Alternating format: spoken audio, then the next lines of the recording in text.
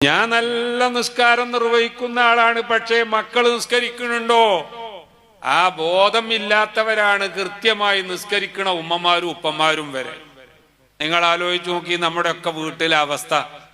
നമ്മൾ സുബൈക്ക് ഒരു പക്ഷേ ബാങ്ക് കൊടുക്കണതിന്റെ മുമ്പ് തന്നെ എഴുന്നേറ്റ് തഹജ്ജുദ് വരെ കൃത്യമായി നിസ്കരിക്കുന്നതും ആ നിസ്കാരം ഒഴിവായി പോകരുത് എന്ന് വാശിയും നിർബന്ധവും ഉള്ളവരായിരിക്കും.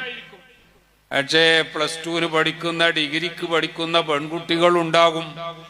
അതുപോലെ തന്നെ ഹൈസ്കൂളിലോ ഹയർ സെക്കൻഡറി സ്കൂളിലോ ഒക്കെ പഠിക്കുന്ന ആൺകുട്ടികൾ ഉണ്ടാകും.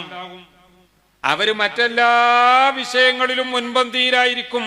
അവര് ചോദിക്കുന്നതൊക്കെ നമ്മൾ വാങ്ങിക്കൊടുക്കും. അവര് എവിടേക്ക് ടൂറ് പോകണമെന്ന് പറഞ്ഞാലും നമ്മൾ പറഞ്ഞയച്ചു കൊടുക്കും. അത് 2 ദിവസമോ 3 ദിവസമോ ഒക്കെ ഊട്ടിയിലോ കൊടൈക്കനാലിലോ ഒക്കെ മറ്റു കുട്ടികളെ കൂടെ പോയി അവിടെ കൂടിയിട്ടാണ് വരിക എന്ന് പറഞ്ഞാലും നമ്മൾ പറഞ്ഞയക്കും. ചോദ്യം പോലും നമ്മളെ ഭാഗത്തുനിന്നുണ്ടാവില്ല. ആരൊക്കെ പോണത്? ഈ കൂട്ടത്തിൽ ടീച്ചർമാരുണ്ടോ? അതല്ല ഒക്കെ മെയിൽ ടീച്ചേഴ്സ് മാത്രമേ ഉണ്ടാവുള്ളൂ. നിങ്ങൾ ആ ബസ്സിൽ ഒരുമിച്ച് പോകുമ്പോ ഒക്കെ നമ്മളെ ദീന് പറഞ്ഞ രീതിയിൽ തന്നെ ആവുമോ? ഇതൊന്നും നമ്മൾ ചോദിക്കൂല. അങ്ങനെ തന്നെ പറഞ്ഞേക്കും. അത് മാത്രമല്ല, സ്വന്തം റൂമിന്റെ തൊട്ടടുത്ത റൂമിൽ കിടന്നുറങ്ങുന്ന ഈ മക്കളെ നിസ്കരിക്കാൻ പോലും വിളിക്കാത്തവരല്ലേ നമ്മൾ അധികം.